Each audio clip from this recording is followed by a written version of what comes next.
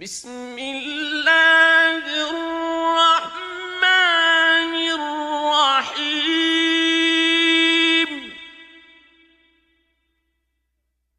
أتى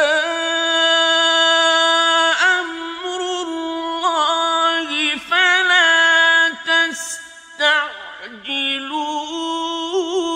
تستعجلوه سبحانه وتعالى عما يشركون